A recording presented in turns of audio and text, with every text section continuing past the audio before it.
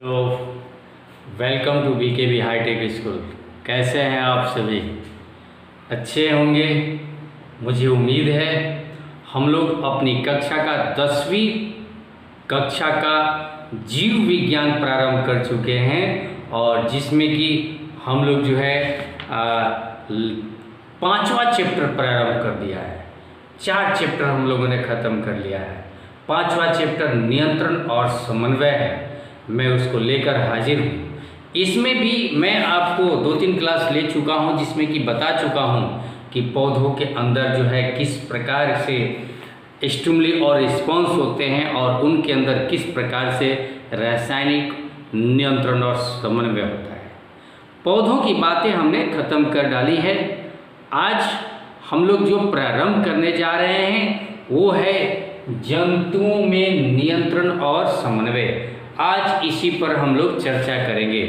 तो विद्यार्थियों में बता देना चाहता हूँ कि जंतुओं में जो नियंत्रण और समन्वय होता है, जो कंट्रोल एंड कोऑर्डिनेशन होता है, वो 2 प्रकार से होता है, जिसमें कि पहला है तंत्रिकीय नियंत्रण और समन्वय और दूसरा है रासायनिक नियंत्रण और समन्वय। तंत्रिकीय नियंत्रण और समन्वय को हम क्या कहते हैं? मैं पिछली बार बताया था आप लोगों को, नर्वस कंट्रोल एंड कोऑर्डिनेशन। इसको हम लोग कहीं भी लिखेंगे अभी, हालांकि मैं पढ़ाने के टर्म में सिर्फ इस्तेमाल करूंगा NCC, nervous control and coordination, लेकिन आप कहीं एग्जाम में नहीं लिखेंगे, ये याद रखेंगे। और दूसरा है रासायनिक नियंत्रण और समन्वय, जिसका शॉर्ट में हम लिखेंगे इसको CCC। इसका मतलब आप क्या समझेंगे? कंट्रोल। कौन सा control and coordination? Chemical control and coordination, CCC, right. तो इसका इंग्लिश हम लोग जान गए। अब हम बात करते हैं कि आखिर है क्या नर्वस कंट्रोल एंड कोऑर्डिनेशन और आखिर है क्या केमिकल कंट्रोल एंड कोऑर्डिनेशन। तो चलिए आपके सामने हम हाजिर होते हैं यह बताने के लिए कि नर्वस कंट्रोल एंड कोऑर्डिनेशन क्या होता है। देखिए मित्रों, तंत्रिकीय शब्द से एक चीज तो सीधा सा आ जाता है तंत्र, तंत्रिका, तंत्र नहीं बल्कि तंत्रिका। अब यह तंत्रिका क्या होता है? देखिए तंत्रिका, ये तंत्रिका कोशिका होता है, इसको हम लोग इंग्लिश में क्या कहते हैं? नर्व सेल कहते हैं, नर्व सेल कहते हैं। यह देखने में कैसा होता है? तो इसका स्ट्रक्चर मैं कितना बार आप लोगों को बताया होगा, आप लोग ऐसे ऐसे करके बना सकते हैं।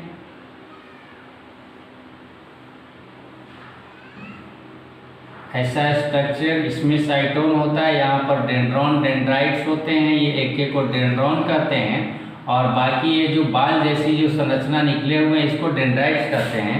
और ये वाला भाग एक कोशिका होता है मुख्य रूप से, जिसको हम लोग साइटोन के नाम से जानते हैं, और ये जो चीज़ है इसको हम लोग डेंड्रॉन के नाम से जानते हैं। और इसका एक बाल को अगर ले लें तो डेंड्राइट्स भी कहते हैं इनको, है ना, बहुत पतली एक एक। अब ये देखिए, इसको हम लोग साइटोन कहते हैं, लिख दिया मैंने, ये न्यूक्लियस होता है। और इसके नीचे ये देखिए, ये भाग को हम लोग हेड कहते हैं, हेड होता है, और इसको हम लोग टेल भी कहते हैं। टेल में अगर बात करें तो ये जो भाग होता है पूंछ वाला, इसको हम लोग एक्सॉन के नाम से जानते हैं, है ना। अब यहाँ पर देखेंगे हम लोग, इसमें बहुत सारे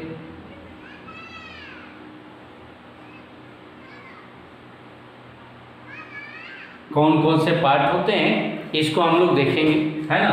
तो सबसे पहले देखिए तंत्रिकीय नियंत्रण और समन्वय, यानी यह हमारे शरीर को कंट्रोल किया जाएगा या कोऑर्डिनेशन हमारे अंगों के द्वारा किया जाएगा। उसमें सबसे अहम जो भूमिका होगी आप समझ गए होंगे किसकी होगी? यह तंत्रिका कोशिका की होगी।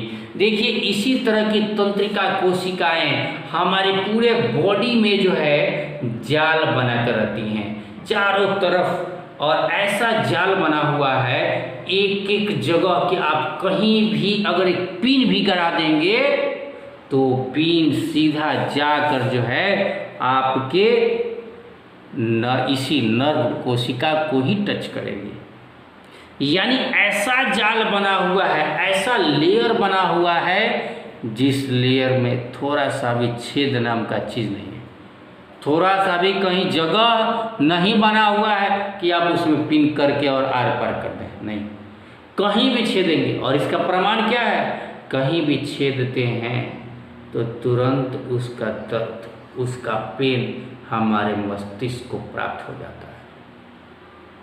और तब यह पेन जो होता है हमारे लिए स्टिमुली होता है, और हम आह जो कराहते हैं हम, या उह माँ कहते हैं, या बाप रे कहते हैं, यह कुछ नहीं है, यह आपका माइंड जो है वो रिस्पॉन्स करवाता है, वो अनुक्रिया कराता है। नहीं, उद्दीपन के प्रति अनुक्रिया होती है, वो स्टिमुली के प्रति रिस्पॉन्स होता है जो हमारा मस्तिष्क देता है। और इस पूरे स्टिमुली और रिस्पॉन्स की अगर मैं बात करूं तो इसके लिए अगर छोटी इकाई अगर है तो वह जो छोटी इकाई है वही है, यही है, कौन सा, नर्व सेल। और इसी को हम लोग और के नाम से जानते हैं, किस नाम से जानते हैं, न्यूरॉन। और इसे हिंदी में भी कहीं कहीं आपने न्यूरॉन शब्द देखा होगा। क्लियर। अब यह जो जाल बना हुआ है तंत्रिका कोश का, ऐसे ही नहीं, इसमें बहुत सारे अंग हैं। कौन कौन से हैं, बहुत सारे सिस्टम हैं इसमें। सबसे पहले अगर मैं बात करूं तो आपका मस्तिष्क, मस्तिष्क के पीछे आइए, यहाँ पर रीढ़ की हड्डी जो होती है ना, वो रीढ़ की हड्डी हमारी जो गोल गोल होती है ऐसे पाइप के जैसा, और छोटे छोटे जैसे चूड़ी, चूड़ी को एक दूसरे के ऊपर चूड़ी सजाकर आप क्या बना सकते हैं, एक पाइप बना सकते हैं ना, वही चूड़ी है रीढ़ की हड्डी, जिसको हम लोग 33 वर्टिब्रल कॉलम बोला जाता है इसको। और ये वर्टिब्रल कॉलम 33 वर्टिब्री से मिलकर बने हैं। वर्टिब्री क्या है, वो चूड़ी है, बाला है, ये बाला समझ रहे हैं, और एक दूसरे पर बाला रखकर ये हमारा जो है रीढ़ का हड्डी बना हुआ है। और अंदर जो है आप समझिए कि अंदर जो है स्पेस है, खोखला जगह है, जिसमें कि हमारे मस्तिष्क, ये हमारा अगर ब्रेन है तो ब्रेन का ये भाग जो है इसके अंदर समाया हुआ है, जिसको हम लोग स्पाइनल कॉर्ड के नाम से जानते हैं। और ये जो हमारा हड्डी वाला संरचना है इसको हम लोग वर्टिब्रल कॉलम कहते हैं, वर्टिब्रल कॉलम। तो ब्रेन हो गया आपका, या स्पाइनल कॉर्ड हो गया, और इस स्पाइनल कॉर्ड से जुड़ कर ये न्यूरॉन, तंत्रिका कोशिका, या एक और चीज बताया था, जब ये एक्सॉन लंबा हो जाता है तो इसी को तंत्रिका तंतु के नाम से भी हम लोग जानते हैं, है ना। तो बहुत लंबा जब हो जाएगा तो तंत्रिका तंतु हो जाएगा वो। तो एक्सॉन न्यूरॉन कर लीजिए, तंत्रिका कोशिका कर लीजिए, तंत्रिका तंतु कर लीजिए, जो हमारे बॉडी की सबसे बड़ी कोशिका भी होती है, ये भी याद रखिए। ये सब मिलाकर एक तंत्र का निर्माण करते हैं, और उस तंत्र का नाम होता है नर्व सेल से। कौन सा तंत्र बनता है, नर्वस सिस्टम। ये जो सिस्टम होता है उसको हम लोग कहते हैं नर्वस सिस्टम। इसको हम लोग हिंदी में कहते हैं तंत्रिका तंत्र, है ना। तो अभी हमने जाना कि किस प्रकार से तंत्रिकीय नियंत्रण और समन्वय में कौन कौन से अंग भाग लेते हैं और कैसे हमारा काम करता है, किस प्रकार जाल बना हुआ। दूसरी बात, अगर मैं लिखा हूँ बोर्ड पर रासायनिक नियंत्रण और समन्वय, तो मैं इसके बारे में भी चर्चा कर ही दूँ, नहीं तो आप कहेंगे कि सर ने लिखा छोड़ दिया, है ना। मज़े ले रहे होंगे घर पर बैठकर आप, मैं यहाँ मेहनत करूँ और घर पर बैठे बैठे आप क्लास कर रहे हैं, वाह। आप लोगों को तो कुछ नहीं लगता है, लेकिन मेरी मेहनत कितनी करनी पड़ती है और कितना बेकार लगता है कि मैं अपने आप अकेले बात कर रहा हूँ, यह समझ कर कि आप सामने बैठे हुए, लेकिन है सामने नहीं, दीवार से बात कर रहा हूँ। खैर कोई दिक्कत नहीं। देखिए यहाँ पर समझिए बात को, हंसना भी है और हमें पढ़ना भी है, अच्छी तरीके से पढ़ना है। Chemical control and coordination, CCC का मतलब मैंने यही समझाया था, केमिकल कंट्रोल एंड कोऑर्डिनेशन। इसको हम हिंदी में क्या कहते हैं? रासायनिक नियंत्रण और समन्वय। यह रासायनिक नियंत्रण और समन्वय क्या है भाई? क्योंकि यह जो नियंत्रण और समन्वय जो होता है वह रसायन के द्वारा होता है। रसायन क्या है? अरे रसायन को ही तो इंग्लिश में हम लोग केमिकल के नाम से जानते हैं। रसायन को ही हिंदी में हम लोग केमिकल के नाम से जानते हैं, है ना। अब जो हमारे या किसी जंतु के शरीर में जो रसायन निकलते हैं उस रसायन को कहा क्या जाता है? कैसे हमारा होता है वो कंट्रोल एंड कोऑर्डिनेशन? देखिए रसायन तो बहुत सारे निकलते हैं, हमारे बॉडी में बहुत से रसायन बनते हैं। भोजन पचकर ग्लूकोज बनता है वो भी एक रसायन है, प्रोटीन बनता है वो भी एक रसायन है, हीमोग्लोबिन बनता है वो भी क्या है? रसायन है। बहुत सारे रसायन हमारे बॉडी में बनते हैं, लेकिन सभी रसायनों के द्वारा हमारे शरीर में कंट्रोल एंड कोऑर्डिनेशन नहीं होता है। तो आखिर उस रसायन को क्या कहते हैं जो हमारे या किसी शरीर को कंट्रोल एंड कोऑर्डिनेशन करता है? तो याद रखिए उस रसायन को ही हम लोग हार्मोन के नाम से जानते हैं।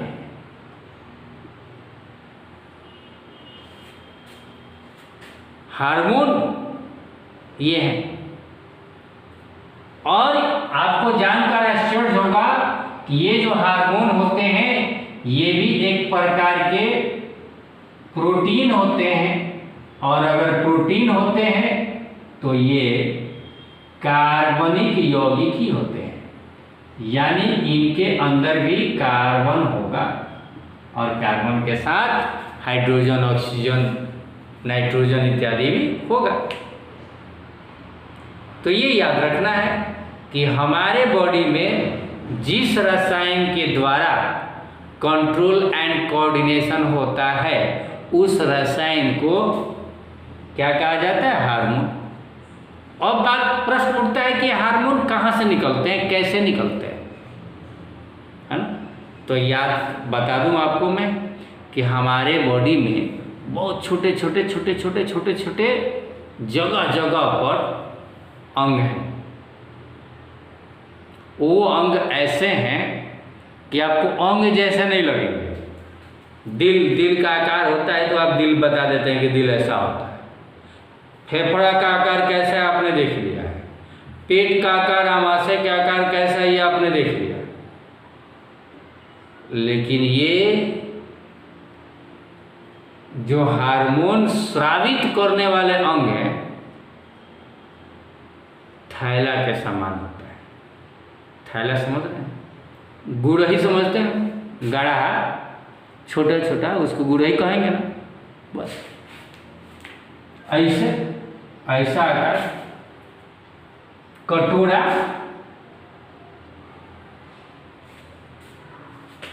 ये कटोरे,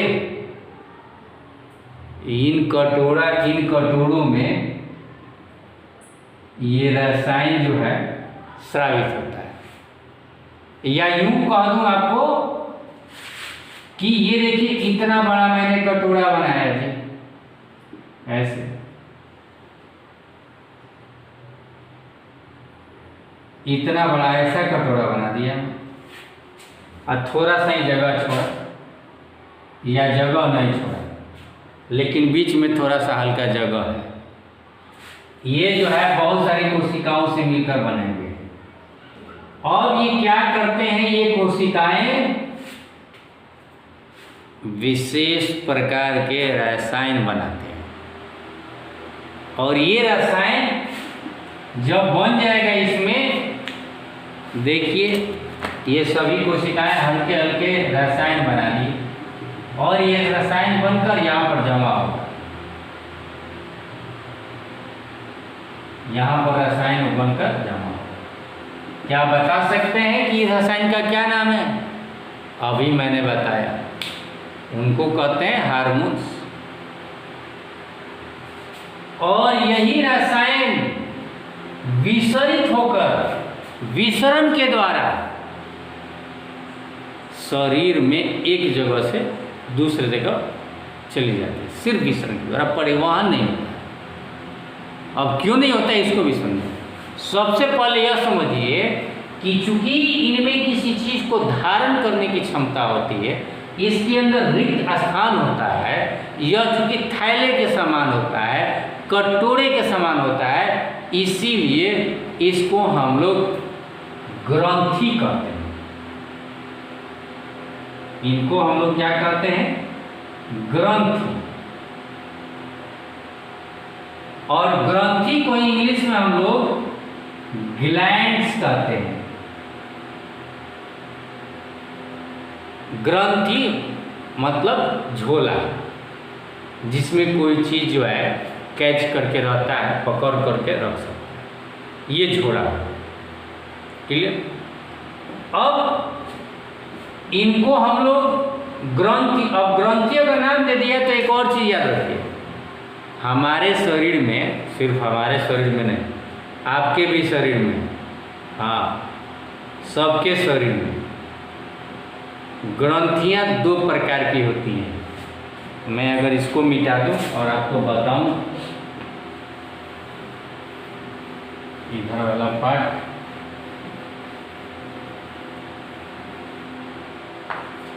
ग्रंथि दो प्रकार के होते हैं। एक जो प्रकार होता है ग्रंथि का, उसको हम लोग अंतःस्रावी ग्रंथि कहते हैं, और दूसरे ग्रंथि को हम लोग बाह्यस्रावी ग्रंथि कहते हैं। स्रावी मतलब होता है स्राव। कोई पदार्थ, कोई रसायन का जब स्राव होता है, स्राव मतलब हम क्या कहते हैं उसको, निकलना किसी चीज से, है ना, तो उसको स्रावी कहते हैं या स्राव कहते हैं। अंतःस्रावी ग्रंथि और बाह्यस्रावी ग्रंथि का मतलब क्या है? ऐसे ग्रंथि जो अपने रसायन का स्राव अंत मतलब शरीर के अंदर ही करें।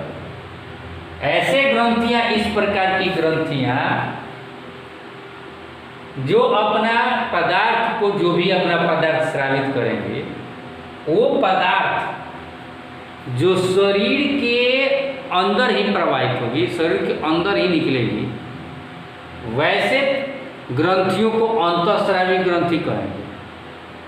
और इनके द्वारा निकलने वाले स्राव को ही हार्मोन्स कहते हैं। यानी ऐसे ग्रंथि जो हार्मोन स्रावित करते हैं, उनको हम लोग अंतःस्रावी ग्रंथि कहते हैं। इनको हम लोग इंग्लिश में इंडोक्राइन ग्लैंड्स कहते हैं।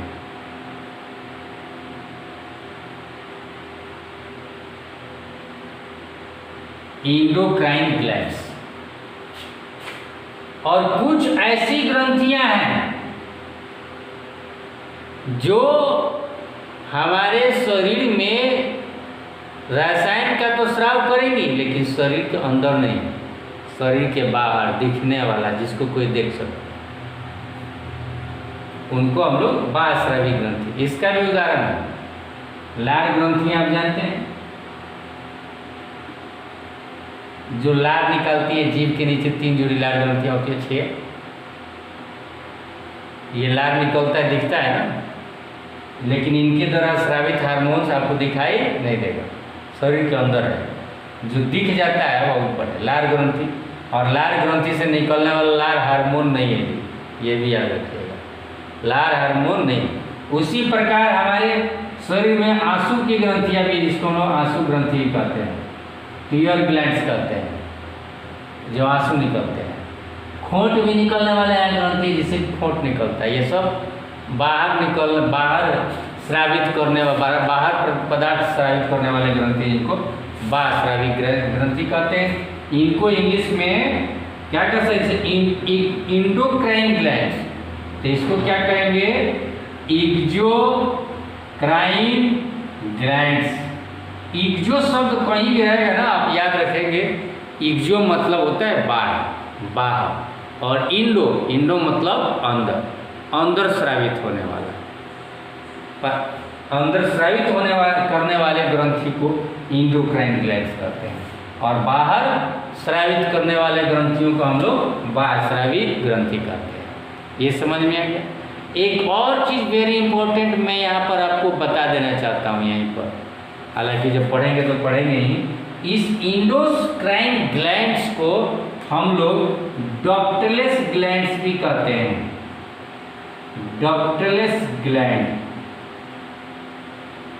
डक्टलेस ग्लैंड्स का मतलब होता है नलिका विहीन ग्रंथियां। नलिका विहीन ग्रंथियां, ये क्यों कहते हैं भाई नलिका विहीन ग्रंथियां? इसलिए क्योंकि मैंने अभी आपको इधर बताया था, इनका जो स्रवण होता है, हार्मोन जो रसायन होता है, ये हमारे बॉडी में क्या होता है? बिना नलिका बिना पाइप का पूरे बॉडी में फैलता है, सिर्फ विसरण के द्वारा। अपने पदार्थों को पूरे शरीर में पहुंचाने के लिए कोई नलिका नहीं होती। इसीलिए इन ग्रंथियों को, यानी अंतःस्रावी ग्रंथियों को नलिका विहीन ग्रंथियां भी कहा जाता है। और दूसरी बात, अब कहेंगे कि ऑक्सीजन क्यों नहीं पहुंच जाता है बिना नलिका विहीन? भोजन क्यों नहीं पहुंच जाता है विसरण के द्वारा हमारे पूरे शरीर में? तो देखिए कारण क्या है, इनकी मात्रा, अंतःस्रावी ग्रंथियों के द्वारा होने वाले रसायन की मात्रा जो होती है बहुत थोड़ी होती है, और बहुत ज़्यादा दूर उनको नहीं ले जाना होता। जहाँ से निकलते हैं वो बस थोड़ी दूर पर, उनका स्थान दूसरा होगा, जहाँ से पैदा होंगे, जहाँ संश्लेषित होंगे, वहाँ काम नहीं, थोड़ा सा दूर। अब ऑक्सीजन है तो ऑक्सीजन को तो पूरे शरीर में फैलाना है जी, कार्बन डाइऑक्साइड तो पूरे शरीर से लाना है, तो इसके लिए परिवहन तंत्र है। लेकिन इसके लिए परिवहन तंत्र के मतलब इसलिए नहीं है कि मान लीजिए कि यहाँ पर कोई अगर पदार्थ बना तो इसका काम जाकर यहाँ पर जाकर करेगा, बस इतना ही। तो विसरण के द्वारा थोड़ी मात्रा में निकलता है और धीरे धीरे इसका काम होता है, स्लो होता है। जबकि तंत्रिकीय नियंत्रण श्रवण में ये बहुत फास्ट होता है। फास्ट का मतलब तो मैंने अभी उदाहरण दिया कि अगर यहाँ पर मच्छर आपको काट दे तो आपको हाथ चलाने में देरी नहीं लगेगा। अगर एक चिट्टी चलने लगे आपकी स्किन पर तो समझने में टाइम नहीं लगेगा। लेकिन अगर हार्मोन कहीं पर निकल रहा है तो आधा घंटा, 1 घंटा, 2 घंटा उसको काम करने में वक्त लग सकता है। तो chemical control and coordination is slower than nervous control and coordination. Nervous control and coordination is very fast and that are controlled by nervous control and coordination, यानी nervous system, right. There are 2 types of glands, endocrine glands and exocrine glands. Endocrine glands are also called ductless glands because it does not have any duct to transport its chemicals called hormones, right? अब हम बात करते हैं, देखिए ये अंतःस्रावी ग्रंथि की बात कार्बनिक यौगिक होते हैं, ये भी मैंने समझा दिया आपको। तो अब हम चलते हैं, आगे बढ़ते हैं। अब यहाँ अधिक जब हम इस पर बात करेंगे बढ़िया से तो इसके बारे में हम समझाएंगे, है ना। अभी हम लोग को बात करना है तंत्रिकीय नियंत्रण और समन्वय। राइट। चलिए अब मैं स्टार्ट करता हूँ, आपको फिर से समझाता हूँ, ले चलता हूँ तंत्रिकीय नियंत्रण और समन्वय में। देखिए तंत्रिकीय नियंत्रण और समन्वय में अभी समझाया, इसका विस्तृत जानकारी, इसका शॉर्टकट। देखिए इसमें जो है मेन तंत्रिकीय नियंत्रण और समन्वय जो किया जाता है वो हमारे तंत्रिका तंत्र के द्वारा किया जाता है। और तंत्रिका तंत्र किन किन चीज़ों से बना हुआ है यह मैंने अभी समझाने की कोशिश किया था। उसके लिए क्या क्या है तंत्रिका, हमारा पूरा तंत्रिका तंत्र, अगर हमारे बॉडी की बात करूं तो इसके लिए हमारे ब्रेन, हमारा है मस्तिष्क, यानी इसको हम लोग क्या कहते हैं, ब्रेन कहते हैं। दूसरा है मेरुरज्जु, इसी को हमने अभी अभी नाम लिया था स्पाइनल कॉर्ड। और तीसरा जो चीज़ है वह तंत्रिका, तंत्रिका यानी तंत्रिका कोशिका समझेंगे इसे, कहीं भी समझेंगे तो, है ना। और ये तंत्रिका जो कोशिका होती है, आप याद रखें कि तंत्रिकीय नियंत्रण और समन्वय की सबसे सूक्ष्मतम अगर इकाई है तो वह तंत्रिका कोशिका ही है। ब्रेन को नहीं कहेंगे, स्पाइनल कॉर्ड को नहीं कहेंगे। क्यों नहीं कहेंगे? क्योंकि इनकी जरूरत तब पड़ती है जब जीवधारी बहुत बड़े बड़े हों, उनका चैनल बहुत दूर तक हो, संवेदना मैसेज बहुत दूर तक पहुंचाना हो, तब हम बात करते हैं किसकी, मस्तिष्क या मेरुरज्जु की। लेकिन बहुत ही छोटे जीव होते हैं, बहुकोशिकीय जीव हैं, बहुत छोटे जीव हैं, या 2-4 कोशिका या 8 कोशिका या 100 कोशिका से मिलकर बना हुआ है, इतना छोटा, तो उसको मस्तिष्क की जरूरत नहीं है। जैसे छोटे छोटे अगर क्लिनिक की बात करो तो उसमें डॉक्टर नहीं भी रहता है, कंपाउंडर से भी काम चल जाता है। अगर बड़ा इलाज करना होता है, ऑपरेशन करना होता है, तो जैसे कि हम बड़ा हॉस्पिटल खोजते हैं, उसमें बहुत सारे डॉक्टर्स होते हैं, बहुत सारे नर्स और बहुत सारे डिपार्टमेंट होते हैं। उसी प्रकार यूँ समझिए कि जब हम बड़े जीव हैं तो बड़े जीवधारियों में मस्तिष्क, मेरुरज्जु और तंत्रिका तंत्र होता है। लेकिन अगर मैं निम्न स्तरीय की, अगर जैसे हाइड्रा की अगर बात करूँ, याद रखिए मैं यहाँ पर लिख कर रखा हूँ यही याद दिलाने के लिए कि हाइड्रा में सिर्फ तंत्रिका कोशिका ही मात्र होता है, यानी हाइड्रा में मस्तिष्क और मेरुरज्जु नहीं होते हैं, क्योंकि वह सरल जीव है, छोटा जीव है, बहुत छोटा जीव है, उसका हम कल्पना भी नहीं करेंगे कि मस्तिष्क और मेरुरज्जु भी होगा। इस तरह से मैं अगर हाइड्रा की बात करें तो उसका भोजन का समझना है ना, या उसका कली निकलना प्रजनन में, या जितने भी अगर उसके अंदर अगर समझ विकसित होता है तो मात्र और मात्र एक तंत्रिका कोशिका के द्वारा ही उसके अंदर समझ विकसित हो जाती है। इसीलिए उसके अंदर मस्तिष्क और मेरुरज्जु की बात हम नहीं करते हैं। अब बात करते हैं कि तंत्रिका उत्तक, तंत्रिका उत्तक किससे बना है, तो तंत्रिका कोशिका का बना हुआ हम लोग जानते हैं। कोशिका कोशिका मिलकर क्या बनता है, उत्तक बनता है। अगर कोई पूछेगा तंत्रिका उत्तक क्या है, तो सीधी सी बात है कह सकते हैं कि तंत्रिका कोशिकाओं का एक ऐसा समूह जो किसी संवेदना को प्रकट करता हो, उसे हम लोग किसी संवेदना के प्रति अनुक्रिया या संवेदना को ग्रहण करता है, उसके प्रति प्रतिक्रिया देता है, उसको हम लोग क्या कहते हैं, तंत्रिका उत्तक कहते हैं। अब प्रकट बात यहाँ हो गई कि संवेदना ग्रहण करना और प्रतिक्रिया देना। भाई ये कुछ नहीं है, मैं कितना दिन आपको समझाऊं, स्टिमुली और रिस्पॉन्स, स्टिमुली और रिस्पॉन्स। हम सही ढंग से हैं, ठीक ठाक है, हमें किसी ने डिस्टर्ब किया, चाहे ध्यान दिलाकर या पुकार कर या चींटी काट कर या मच्छर ने काटा या किसी ने कुछ किया, वह क्या था, स्टिमुली था। और हम इस सब को लेकर इधर उधर देखे, ये हमारा रिस्पॉन्स है, या मारे या फेंक चलाए या बंदूक चलाए, कुछ किया हमने, है ना, ये सब क्या है, रिस्पॉन्स है। और इन सब का जिम्मेदारी कौन लेता है, ब्रेन। ब्रेन ही है जो किसी चीज को ग्रहण करता है, जिस चीज को, किस चीज को ग्रहण करता है, स्टिमुली को, उसी को उद्दीपन कहते हैं या उसी को संवेदना कहते हैं। तो संवेदना ग्रहण की जाती है और संवेदना को समझा जाता है किसके द्वारा, ब्रेन के द्वारा। तंत्रिका तंत्र के द्वारा संवेदना को ग्रहण किया गया और भेज दिया गया ब्रेन में।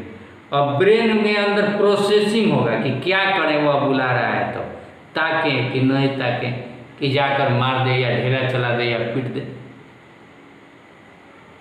मच्छर ने काटा तो यह मैसेज गया ब्रेन में, अब मैसेज अब ब्रेन में अब प्रोसेसिंग होता है कि क्या कर दे, मच्छर जीव है, हमारा ही खून है, उसको मारे कि छोड़ दो, ये प्रोसेसिंग होता है। अगर ब्रेन ने इजाजत दे दिया कि मार दो, छोड़ दो, तो छोड़ दो, तो छोड़ दो। अब मार दो तो यह आपका हाथ, इसको प्रेरक अंग कहते हैं। जो प्रेरक अंग मतलब यह प्रतिक्रिया देता है। तो क्या प्रतिक्रिया देता है कि जाकर मार देता है। तो ये भी ऑर्डर देना किसका काम है? ब्रेन का। तो 3 काम होता है। क्या काम होता है? ग्रहण की करना, संवेदना को ग्रहण किया जाता है, ब्रेन में समझ विकसित किया जाता है, तो उसका प्रतिक्रिया किया जाता है ना। यह काम है हमारे तंत्रिका तंत्र का। इस संवेदना जो हमने अभी चर्चा किया कि संवेदना को ग्रहण करते हैं, तो संवेदना को ग्रहण किया जाता है। तो संवेदना 2 प्रकार की होती है। एक को हम लोग आंतरिक संवेदना यानी इंटरनल स्टिमुली कहते हैं, और दूसरे को हम लोग एक्सटर्नल स्टिमुली यानी बाह्य संवेदना या बाह्य उद्दीपन कहते हैं। जैसे आप बैठे हुए थे और अचानक किसी ने चींटी काटा, तो चींटी काटने वाला व्यक्ति या चींटी ही ओरिजिनल ही काट लिया, तो आपके शरीर के अंदर था कि बाहर था? तो बाहर था ना, तो बाह्य संवेदना हुआ, एक्सटर्नल स्टिमुली हुआ। मच्छर का काटना, चींटी का काटना, किसी का लपड़ लगाना या किसी का बुला रहा है हमको, या लाइट का चमकना, ये सब जो है इसको हम लोग क्या कहते हैं? एक्सटर्नल स्टिमुली यानी बाह्य संवेदना।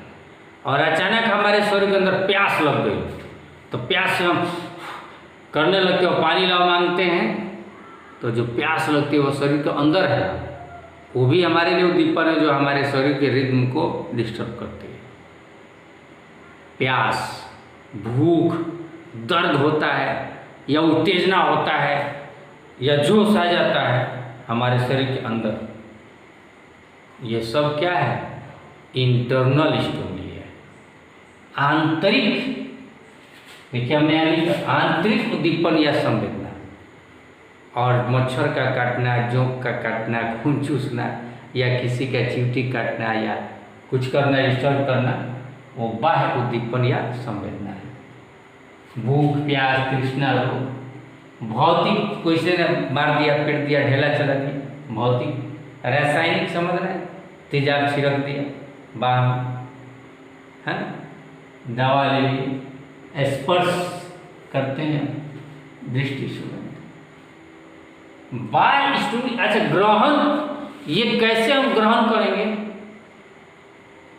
स्टिमुली को, संवेदना को ग्रहण करेंगे, तो ग्रहण करने के लिए, स्टिमुली को ग्रहण करने के लिए हमारे शरीर में भी अंग है, ऐसे नहीं है।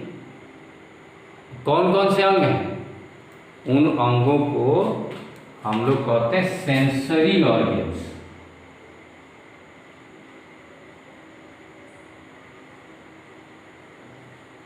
जिसको हम लोग ज्ञान इंद्रियां कहते हैं।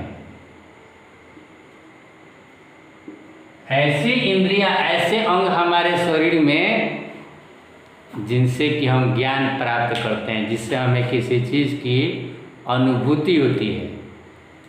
वह कौन सा चीज़ है? आई, ईयर, नोज,